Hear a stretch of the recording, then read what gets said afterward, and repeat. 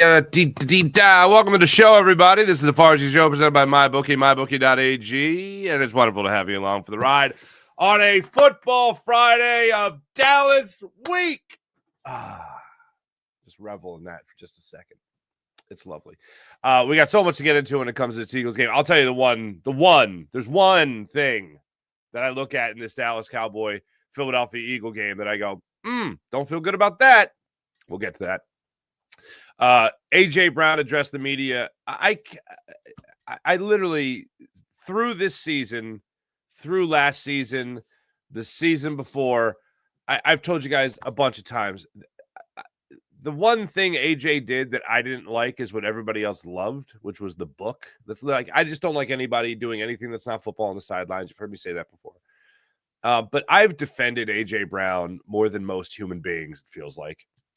And he's just indefensible. You just can't defend him anymore. And yesterday, when he pulled the line about Saquon Barkley, I was like, dude, don't. I'm so out on this guy. I do believe he's in his final, season as a member of the Philadelphia Eagles, even though I know the reports that come out are all about Jalen Hurts, and they just ask A.J. Brown to stay off of Twitter and other social media platforms and all that. To me, I'm just so done with it. The guy is absolutely 1,000% all about his legacy. Now, the not nice way of saying that is he's all about him. That's one of the main things I've defended about A.J. Brown. And I've even said that I still don't go with the diva term, because he doesn't just argue for himself. He's not just about him. He's about everybody getting theirs. But he still wants to make sure that he gets his. He just doesn't want to block. Remember at the beginning of the year, after the first Cowboys game, Nick Sirianni gave him some love in the locker room, saying, A.J. Brown, he just stayed ready for his first catch of the game, which was in the fourth quarter with like a minute 18 left, something like that. But he was there to block. He was there to do his job. And A.J. even said, I'm not in it for participation trophies. In other words, don't pat me on the head with all the talent I have as a wide receiver and say, good block. I don't want to hear that if you're A.J. Brown. But yesterday he called into the phrase, the kids use is catching strays. Saquon Barkley was catching strays yesterday, or a stray, from A.J. Brown when he was asked about whether or not he has lost a step as an athlete. And he goes, well, I guess Saquon has lost a step too. It's like, well, no, Saquon's still on pace for over 1,100 yards this year. So even when he really struggles, he's still finding a way to help the team. Now, the bigger thing with Saquon Barkley is the fact that he last year averaged 5.8 yards per carry, and this year is averaging 3.8 yards per carry. So that's a bit of a hit. But I'll still take Saquon over AJ. And the other thing is, I haven't seen Saquon quit on anything.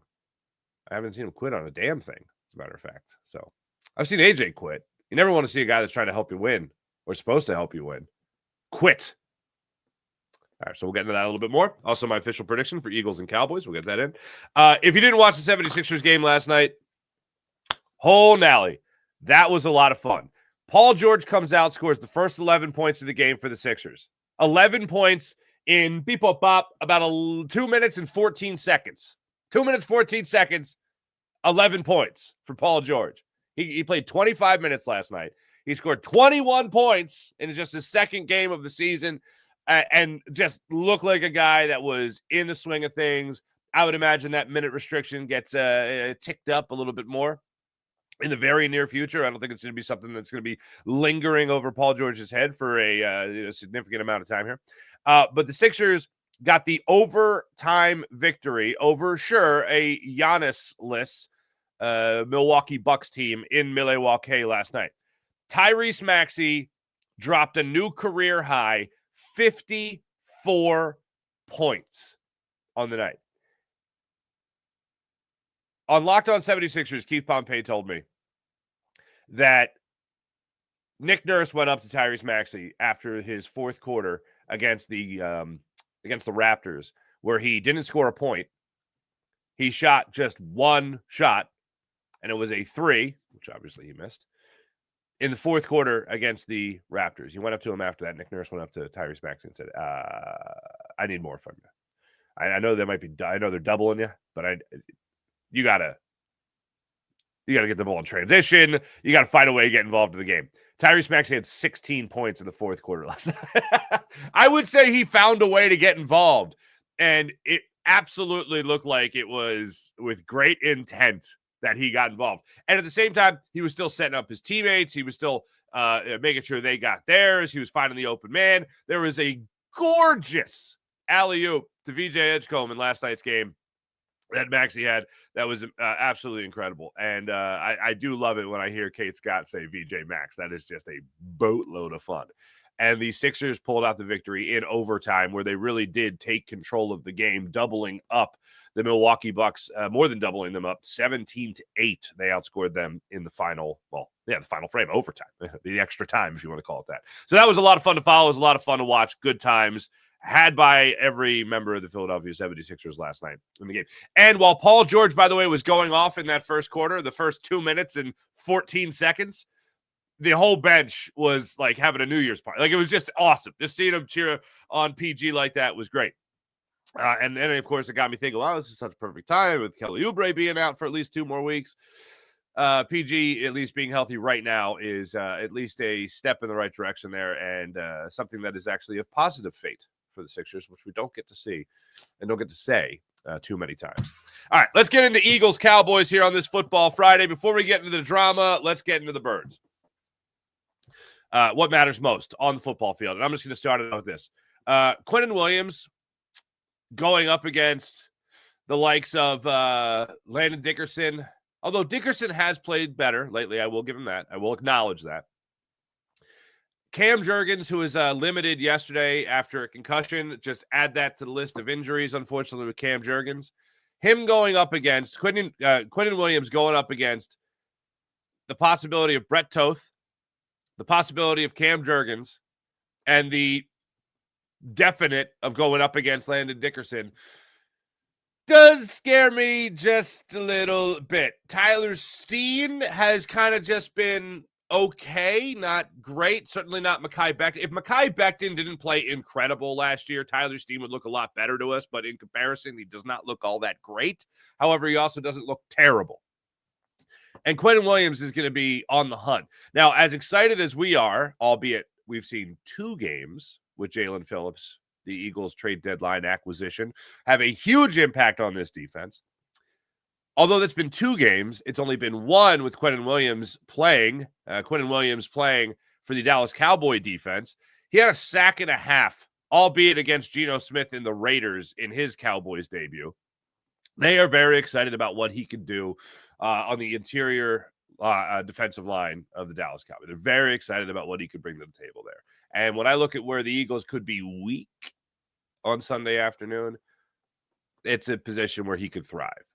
That's the one thing I'm looking at with this matchup that I go, don't like that. I don't want Jalen Hurts to be running for his life. I don't want him to have more batted balls at the line of scrimmage. I don't want that. Even though that was the Eagles' defense's strong suit against Jared Goff, it's still something I think about with Jalen Hurts. And if you got to get him out of the pocket and got to get him rolling to his right, I know it cuts the field in half, but I don't want him to have to be flushed out of the pocket time and time again. That's the one matchup I look at in this game that I go, don't like that. Everything else, when you see Jamison Williams for the Detroit Lions and Amon-Ra St. Brown for the Detroit Lions get owned, more or less, with the exception of one big play, and that was to Williams on Adoree Jackson. You can't help but feel really good about this Eagles secondary, as it's helped by the pass rush at the same time, going up against CeeDee Lamb and going up against George Pickens, who, by the way, as it's come out, were late and missed team curfew ahead of their Monday night game this Monday. So they are on the short week. This Monday night going up, how about that, against the Vegas Raiders. So they missed the first series. They're not missing the first series in this game here against the Eagles. They're going to be up and ready to fire. They're going to be up and ready to go. And if you're CeeDee Lamb, you have to have it circled that week 1, you came up with some plays that just a couple of passes that went right through your hands, and you'd like to avenge those plays. Well, the last time the Eagles played this Cowboys team, obviously the Eagles did not have Jalen Phillips. The last time these Eagles played this Cowboys team, Jalen Carter was only out there previous to the first snap of the game before the spitting incident with Dak Prescott. Haktua. Let's go back to that. You talk about matchups. I feel like this Philadelphia Eagles defense is going to eat. Dak Prescott is coming into this game after one of his best games of the season, about a 148 passer rating against the Raiders. All right, so there's your brag, sarcastically. And he is coming into this game after having such a great game and then having two very subpar games where he couldn't even get to a passer rating of 75 in the two previous games against the Arizona Cardinals and the Denver Broncos. Broncos, I get. That's a tough defense. But now Dak Prescott is riding this high. Their offense is riding this high. I believe the whole team is riding this high of really feeling like they got after it against a team like the Raiders. And you have to think that the Cowboys are looking at it like, we had a get-right game against the Raiders. Now we're ready for the Eagles on the short week at home. Let's go. Let's cook, you know? And everyone's talking about how the NFC East has already won and the Eagles are running away with it, which they are. But no one's counting in or including the Cowboys, the Giants, the Commanders. It's all Eagles all the time. And it's not even just in the NFC East. It's in the NFC in general. This is an opportunity where the Cowboys go into this game feeling good about themselves, having the get-right game, feeling like they played an extremely close game, that a catch here or there from the CeeDee Lamb, and you're talking about the Eagles starting out the season 0-1, and the Cowboys taking the 1-game-to-none advantage on the season. But that's not the case. The case is the Eagles come into this game looking pretty damn good, especially on the defensive side of things. And away from the drama, I have confidence that this Eagles offense is going to figure it out. I don't know if this is the game that they figure it out. I still think this is going to be a very close game. And when you talk about mindset, when you talk about mentality, even A.J. Brown is thinking, yeah, we got to be close to cracking the code here. We got to be close to unlocking what this offense can do. A.J. Brown at his locker. Yeah. Kind of clicking.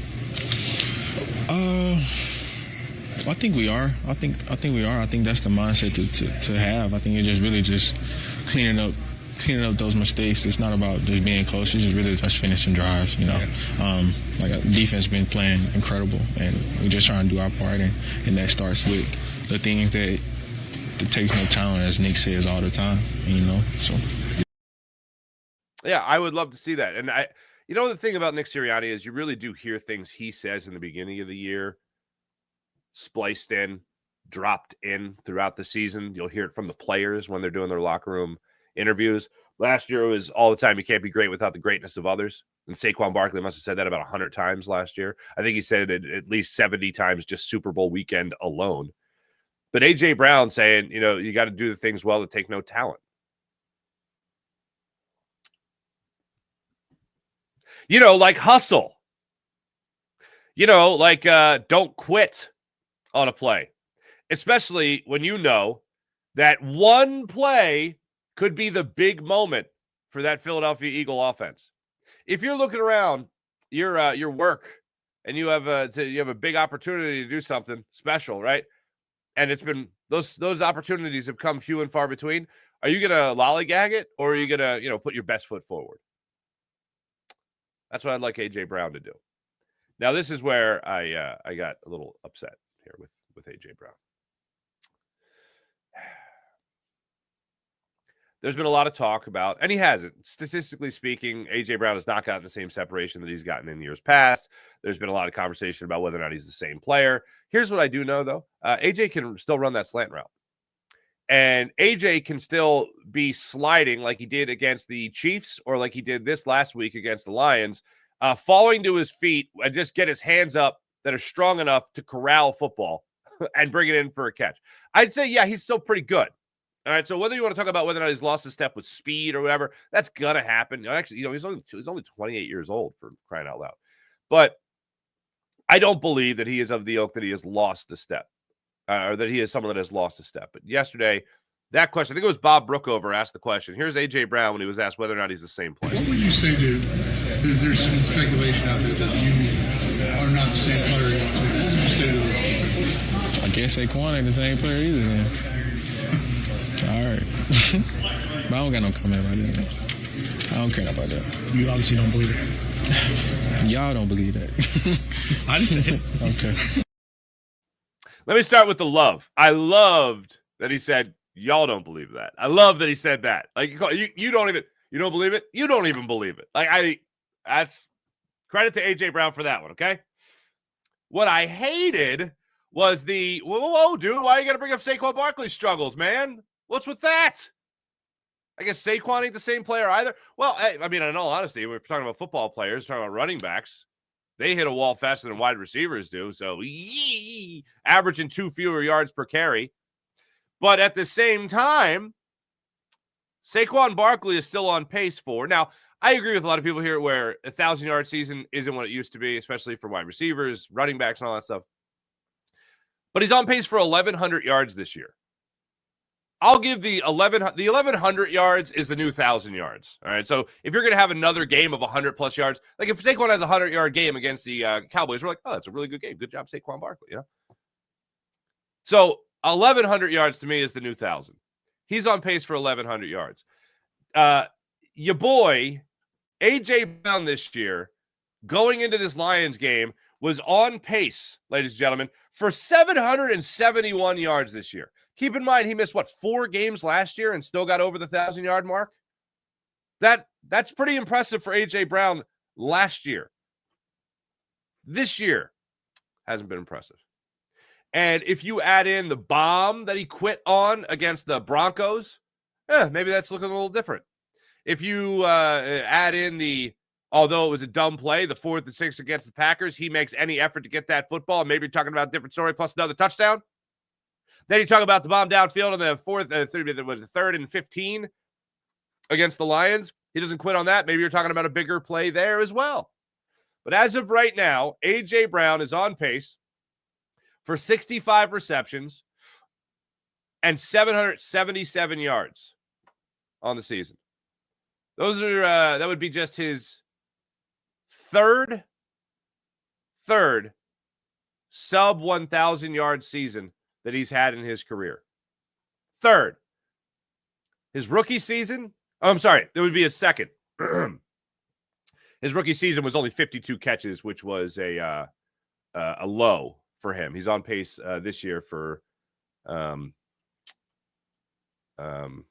blanking 65 receptions. So this would only be the second time in his career that he didn't get to 1,000 yards.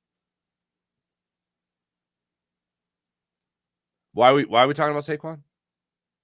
Saquon's still helping out here. Saquon, I know, is not having the year he had last year. I told you guys about the numbers. You have all this talk about Jalen Hurts, and Jalen Hurts is on pace for a career high in touchdown passes, career low in interceptions, career high in passer rating, and all that. Oh, and the team's 8-4. That's pretty good. A.J. Brown is not on pace for a career year. Devontae Smith is on pace for a career year. Saquon Barkley not on pace for a career year, obviously.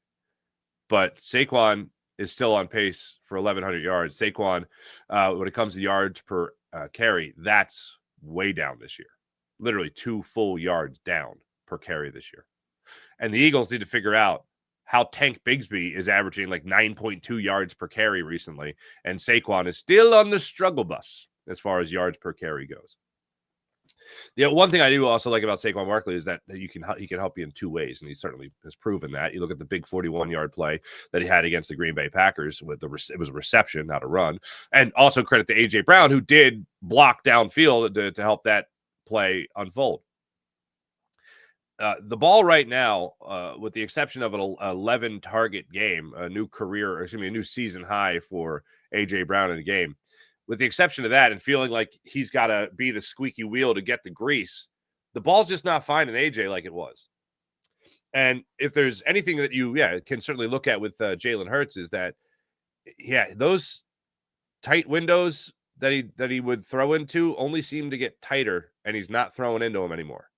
In Jalen's eyes, for whatever reason, those windows are becoming a lot smaller. He needs the separation. There are still plays that Jalen leaves out there on the football field. There are still plays that I look at with Jalen and I go, why wouldn't you wait? Huh?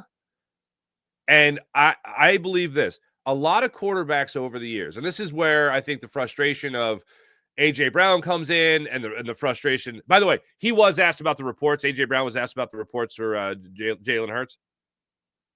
And he just said, I'm not talking. Just ask me about Dallas. That's all he said about it. But when it comes to Jalen Hurts and the frustration there, if you're a receiver and you see a lot of meat being left on the bone by Jalen Hurts throughout the game, I can understand why that would be frustrating, extremely frustrating. I don't know what it is with Jalen this year that he seems more hesitant than ever to try to either air the football out or thread the needle, whatever the case might be. The play has to really be there in order for him to make it.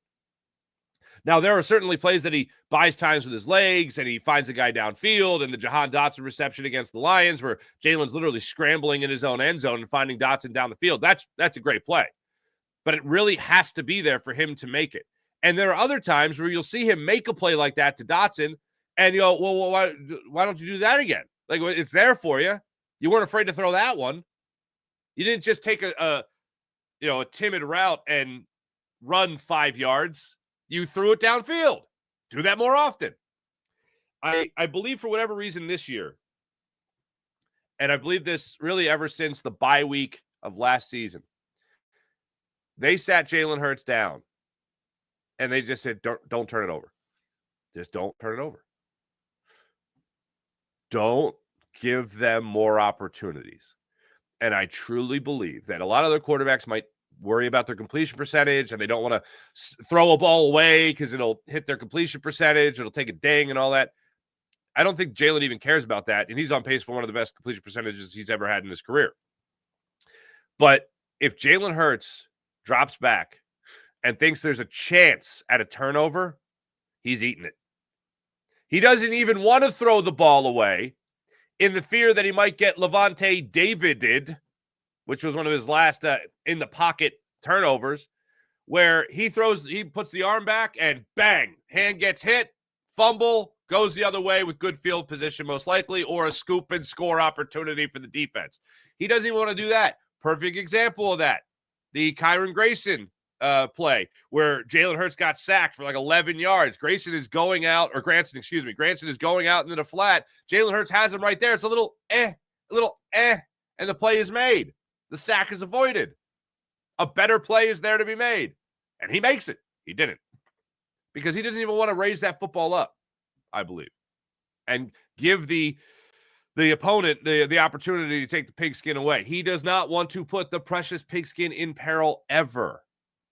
And I think if you're a wide receiver, if you're a weapon in this Eagles offense, that can be frustrating because it's like, no, I can make this play. Just give me an opportunity to make that play. I've also talked about how with A.J. Brown particularly, there are moments where you're getting targeted a lot, like in this game here against the Lions, or in the Tampa game when he got targeted 3 straight plays and there was really only one play to be made, where you see the ball come your way, you get your hopes up, the highest they could possibly be, and then dashed immediately by a bad throw, a defensive breakup, whatever it might be. And your hopes get dashed so much that you end up quitting on a route or two throughout the season. So I'd love to see, as we all would, that work itself out. I don't see this being the game that we walk away from going, wow, the Philadelphia Eagles really figured it out. Philadelphia, their offense is clicking. They're ready to go. I see this being a very hard-fought, last-ditch effort with an opponent that knows you really well in the Dallas Cowboys. I see the Philadelphia Eagles winning this game narrowly. I would love to predict a 41-13 Eagles win. And I would love for that to be the case. I don't see it happening. I see the Eagles really controlling this game for the most part, but I see it being close down the stretch. I see this being a 21-20.